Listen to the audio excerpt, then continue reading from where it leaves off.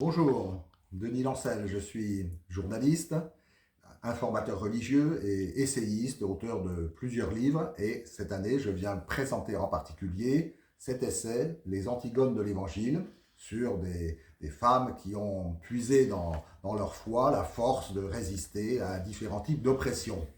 Alors, je pense en particulier à Dorothy Stang, une femme qui a été assassinée au Brésil en 2005 parce qu'elle était devenue en Amazonie l'avocate depuis longtemps de paysans sans terre qui étaient victimes de formes modernes particulièrement odieuses d'esclavagisme.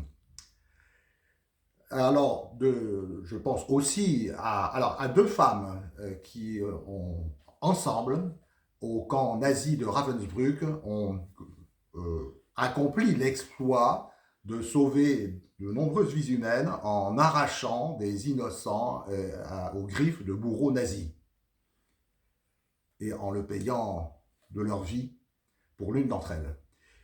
Je pense aussi à une jeune juive hollandaise à la même époque, Etty Hillesum, qui a été bouleversée par la lecture de l'Évangile qui l'a conduit à une forme de solidarité admirable. Et puis, aussi, j'ai évoqué la figure de Nijolė Sadūnaitė, une religieuse clandestine de Lituanie, qui a été condamnée à une longue peine de détention au goulag en Sibérie parce qu'elle avait défendu à la fois la liberté de son peuple et la liberté de son église, le droit à vivre.